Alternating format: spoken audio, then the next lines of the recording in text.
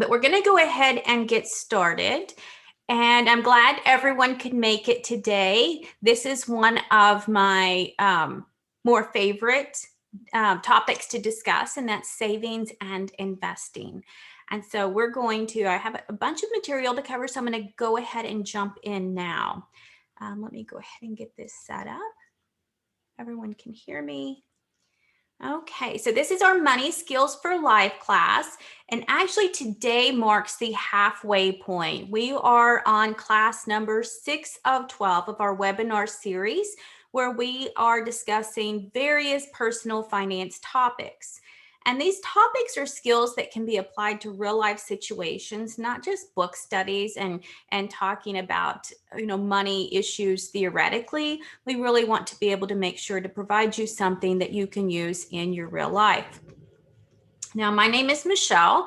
I am I'm quite a few things, but I deal with all money. I'll be the instructor for the class, and as you can see from my various designations, my background has been in finance for a very, very long time now, for many, many years, and that's because I find it absolutely fascinating.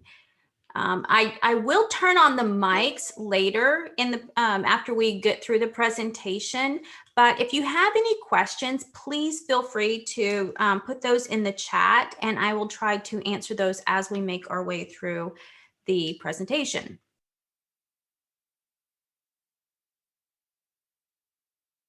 Today, we're going to be focusing our discussion on savings.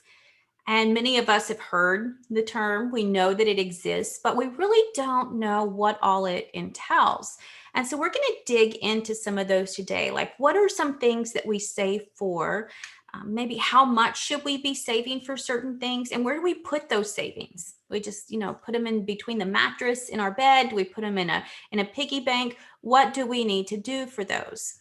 And there are many, many to name. I mean, you can save for anything. You can have a goal for anything. But we're going to look at some of the top 5 that people typically save for.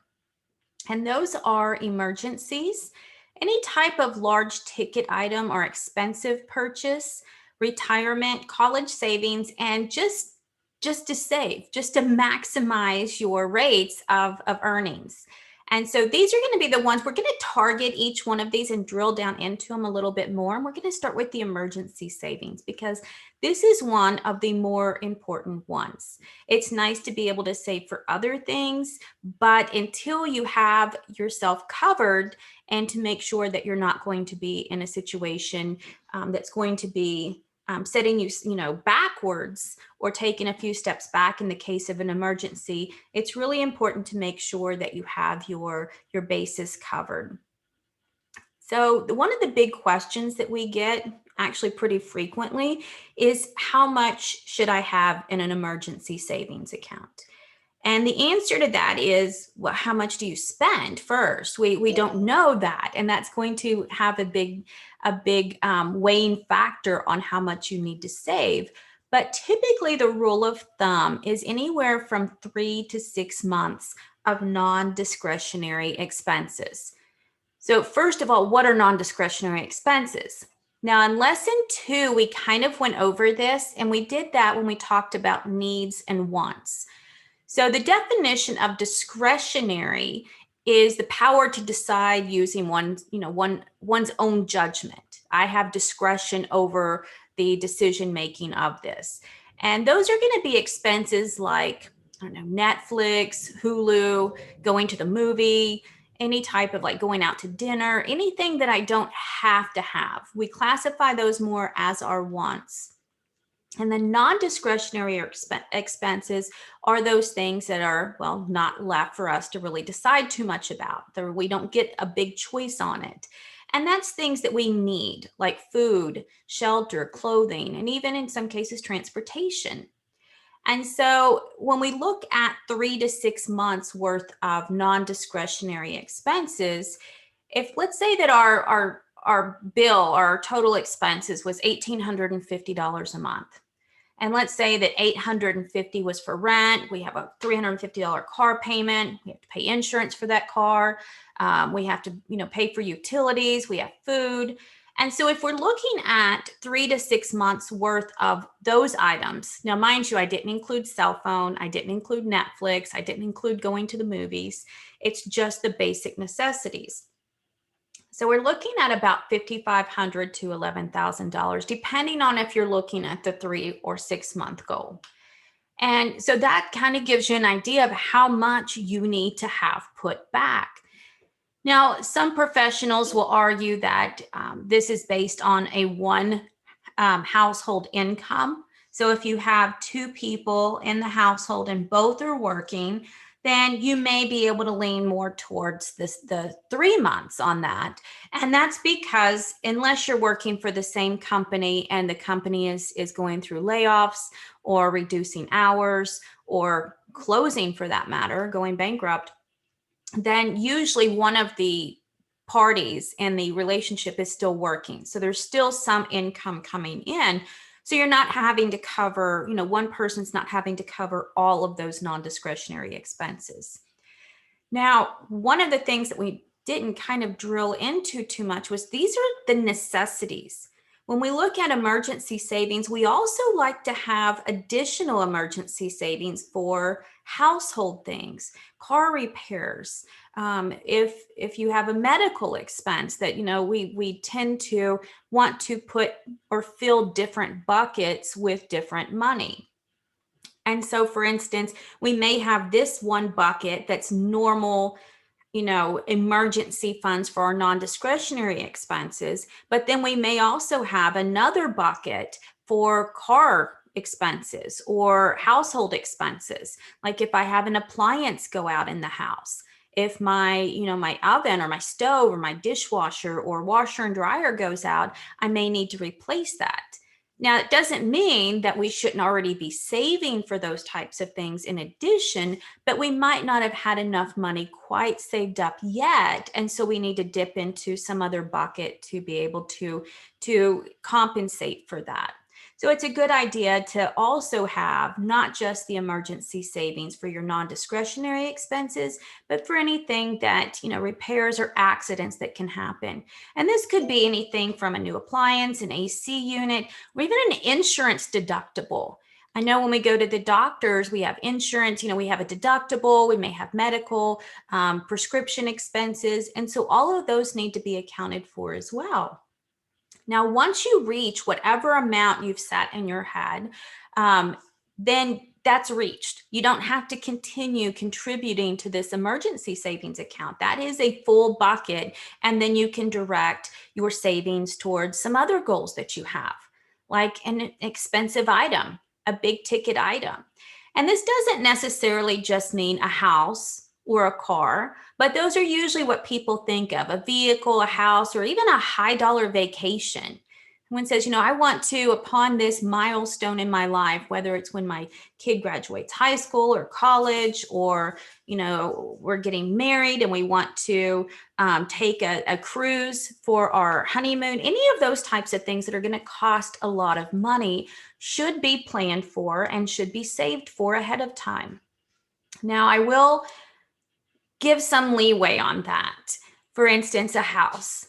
If you're saving forever for a house, or if you're saving up for a house, it may take you a very, very long time to accumulate enough money to pay cash for it.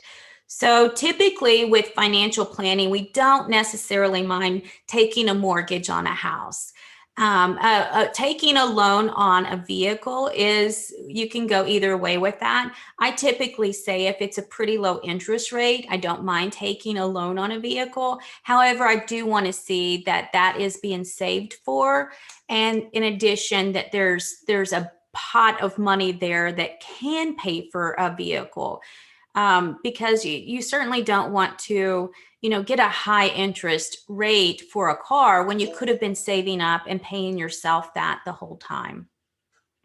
But I also like to not just super expensive items, but anything that's not in our normal monthly budget. So our food, clothing, shelter, Netflix subscriptions, going, maybe some entertainment, like going to the movie or going out to dinner.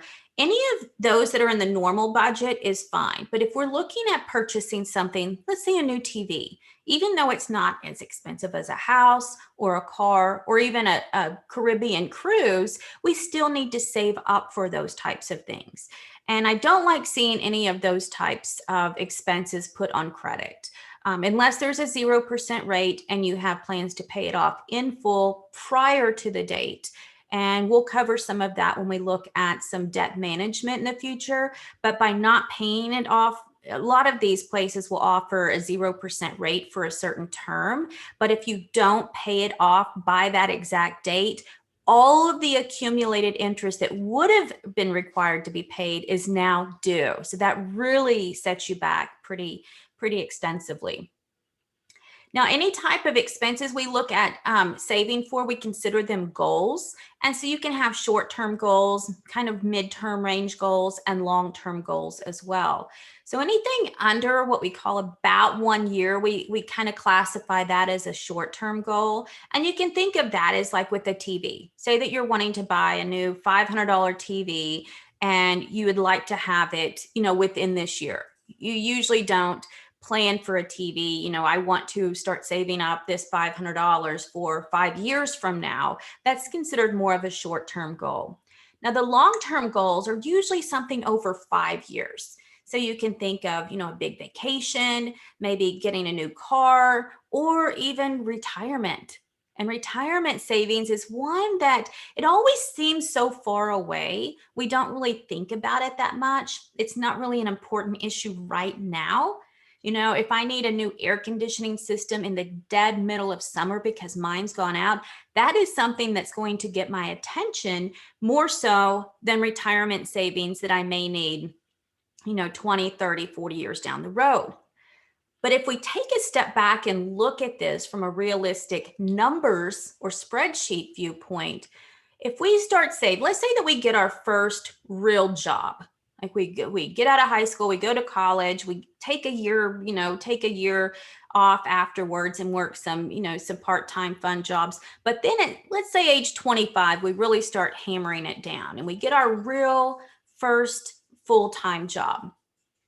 Well, when we look at retirement age of about 65, 65 is just a nice even round number.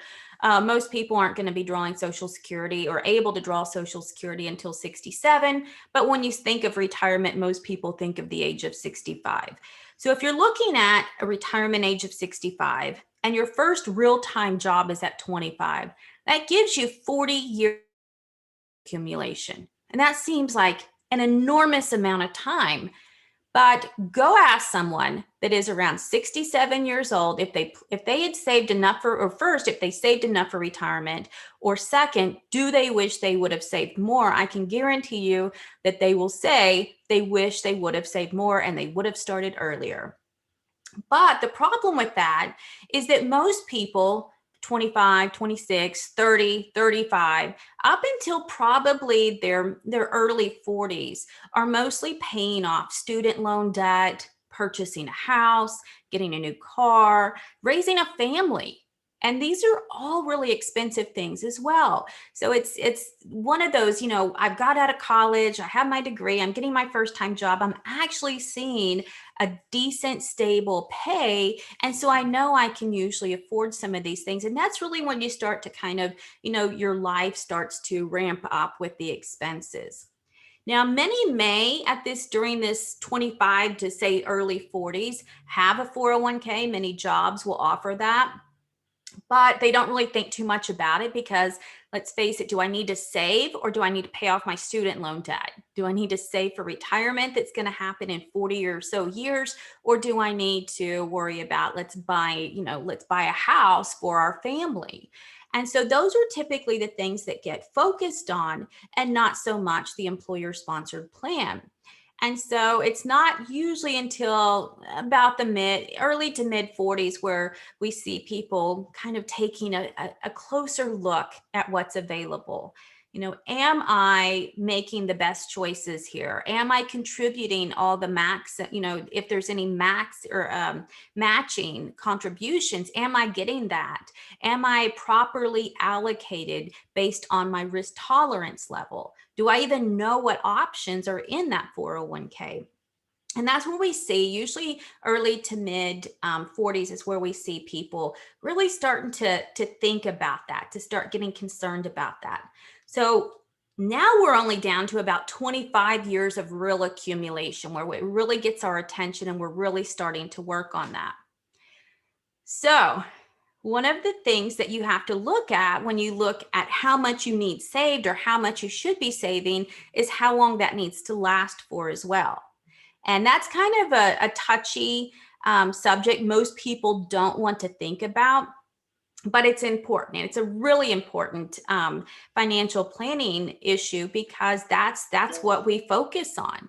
So average life expectancy for females is about 81, and for males, it's about 76. Now, this was a 2019 study. Last year, with COVID hitting us, it really skewed our numbers. So we're going to not focus on 2020 numbers, but only on the 2019 numbers.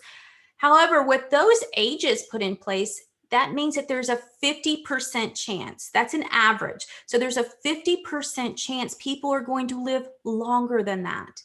And when we look at doing planning, we plan to, about 94, 95. So what that shows us is that if you're really not, getting ramped up about any type of retirement savings until maybe the early 40s, and you only have 25 years of good accumulation, that money is going to need to last you anywhere from 11 years to almost 30 years. So almost the same amount of time that you were saving it does it need to last you for.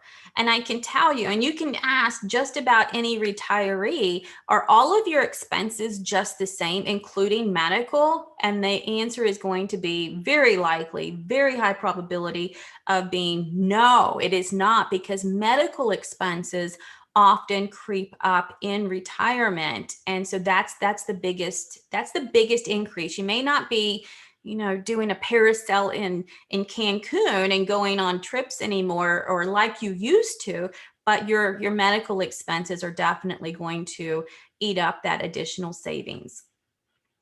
Now, we know that people aren't saving enough because 1 in 3 Americans have $0 saved for retirement. And we can see here that it doesn't get much better. I mean, it's around 8 to 10% usually that have 10 to 300,000. And so that's really what you need to look, we focus on. We need to have more in retirement. And unfortunately, many depend or rely fully and solely on Social Security as the main source of their income to live on. Now, AARP reported the average Social Security check so far in 2021 runs about $1,543. And you may think that's a decent amount of money, right? Especially if there's 2 people in that household. That's over $3,000. However, a 2018 census report also shows that the average mortgage in Texas is $1,550. So the average mortgage payment is more than one Social Security payment, not by a lot, but by a little, but that almost wipes out that whole one check. So you're going to have something else to supplement. You're going to have to pay for utilities still. You need to pay for food, transportation, insurance, and medical. So where is that money going to come from? Well, it usually comes from that money that you saved up for retirement over that 25-year accumulation period. So one of the big questions we get as financial advisors and financial planners is, how much do I need? Do I have enough? And the answer to that is pretty simple. It's pretty much the same for everyone. And it's, well, how much do you plan to spend in retirement? How long do you plan to live? And that's where it kind of stops the conversation pretty quickly, because no one really, it's hard to anticipate that. But what we can do is use different rules. And we have one called the 4%. And this shows us that if you look at your total dollar amount, your total portfolio balance, it says that you can usually multiply that by 4%, and that will give you 30 years worth of inflation adjusted dollars. So let's take a look at what that means, because I know it can get a little bit confusing. So let's say we have $1 million at retirement. 4% of that's going to be 40,000. So with an inflation rate of 3%, well, let's look at that first. 40,000. At $40,000, this, let me get my little pointer here. This says that 4% of $1 million, 40,000. So we can take from our portfolio here, this $1 million, we can take $40,000 per year, and we can live on that. And if the problem is with inflation, we can't always, this same $40, and we covered this in a couple classes ago, but this same $40 is not going to be the same $40 in the future as that it is now. And I think we looked at this when we looked at a loaf of bread. How much did a loaf of bread cost, in 1980 versus how much it costs now? And that's a huge difference. It was over double. And so what is this going to be in 20 or 30 or 40 years? This number may be 80 or 90 or 100,000. So we have to look at it to be inflation adjusted. And that's what this 4% rule does. It looks at it and says, okay, for this 40,000, if inflation's 3,000, the next year we're going to be taking 41,000, because we have to keep up with that. So the 4% rule does take that into account. And so we can use that to say, if we know a total portfolio balance, we can say, okay, 4%, I can live on $40,000 a year, including my Social Security. And so that would give us about $3,300 per month to live on. It's a good way to look at it, because you can kind of guesstimate how much you will have and see if how much you currently have saved may be enough. Now, if you're looking at it from a different viewpoint and saying, how much will I need to have saved if I need this dollar amount? Well, you can do it the same way using the same rule. If I need $1,500 per month and I know that I need that for 30 years, I can divide that 3%. And $1,500 a month is $18,000 a year. And I know that to be able to accumulate $600,000, I will then have $1,500 per month. So you can do it both ways. This kind of gives you an idea. Now, as any rule, these are not set in stone. This kind of gives you an idea. If you want to retire earlier, if you live longer, if inflation's more, if you don't earn as much on your portfolio, all of these factors come into play. So it's not just to set it and forget it. Michelle said that if I do this, if I have 600,000, I can for sure automatically take out guaranteed $1,500 per month for 30 years. Doesn't quite work that way. This also assumes that you're using a balanced portfolio mix, which a balanced portfolio, we consider 50% stocks and 50% bonds. And so if you're not able to stomach that, and you're more of a 40% stocks and 60% bonds, and that this 4% is not going to work. If you can go a little bit higher, say 60 stocks and 40 bonds, then you may be able to have a little bit more wiggle room at the end of that as well. So it's just kind of a rule of thumb to look at, but it will give you a general idea of how much you may anticipate needing in retirement. Now, another expense we look at is college savings, and college is not cheap. And oftentimes, many parents will sacrifice their retirement savings to save up enough for their kids' college expenses. And the interesting point with this is that you can get a loan for college. There are student loans out there, but you typically don't get a loan for retirement. Now, we can argue whether a reverse mortgage could be considered a loan for retirement, but generally I can't just go to the bank and say, yeah, I need a loan for retirement. Can you give me one and I'll pay it back in the future sometime? I can't tell you when. So college, we would rather see, instead of sacrificing for college, or sacrificing retirement for college, First, it's kind of like when you're in an airplane and they come over the, when they do the safety announcements and they say if there's depressurization in the cabin, then the oxygen mask will drop. Put yours on first before you help someone else. And that's really what we need to look at with retirement also. Take care of your retirement first. If there's money left over, then yeah, absolutely help someone else out, help your kids out, give them a good start. But you cannot get a loan for retirement.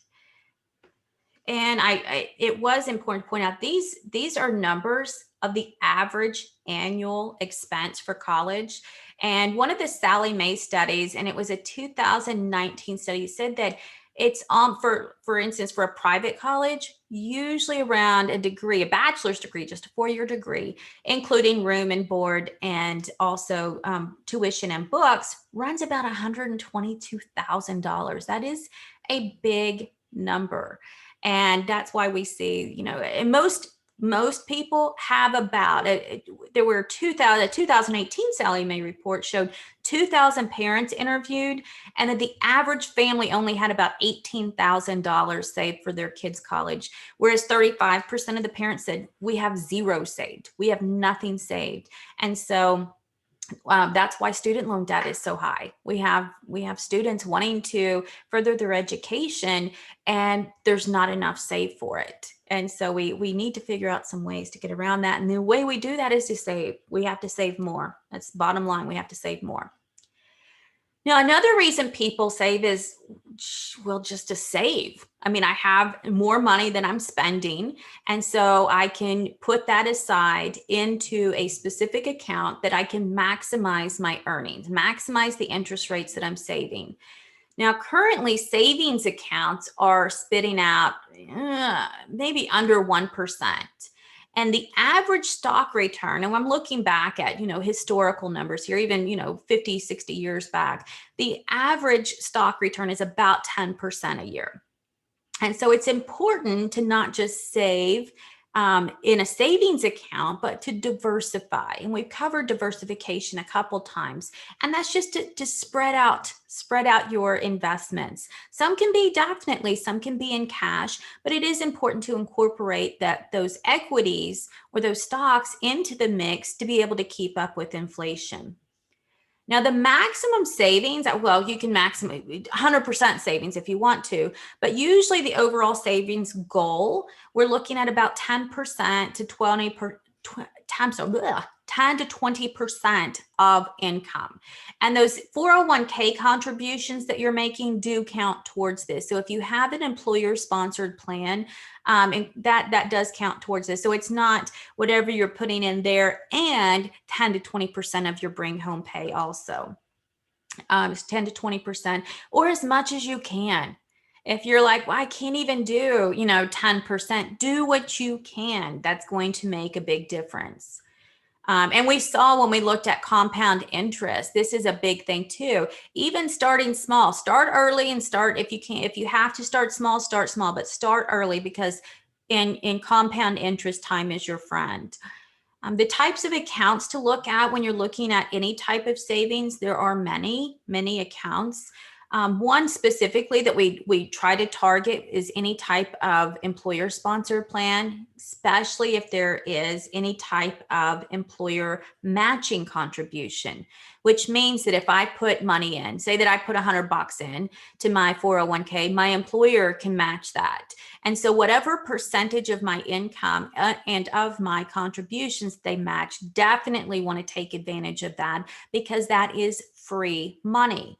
So we always want to do and try to sacrifice whatever we can to have free money. I would much rather give up Hulu and Disney Plus and going to the movie and ordering pizza once a month than to give up free money from my employer. I would rather give that up to be able to contribute to the plan to get that matching.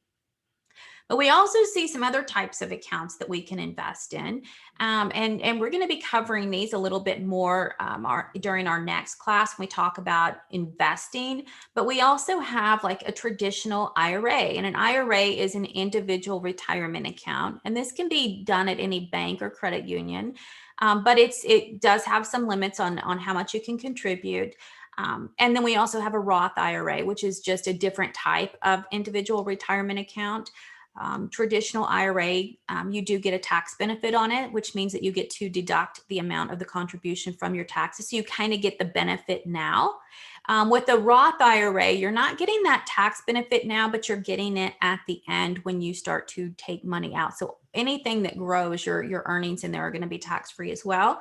And then we also have what we consider a taxable account. And we call it a taxable account because these other accounts, for instance, the traditional IRA or the employer-sponsored plan, those are considered tax-deferred accounts because we're deferring the taxes till later on. With a taxable account, we're looking at things like savings account, checking account, and then just like a regular investment account, brokerage account. And any of those, anywhere you want to be able to put money, any type of an account there is, we're going to be covering a lot more of those next week and looking at some of the benefits and maybe some of the pitfalls of some of those. Do we have any questions? Let me see what we have.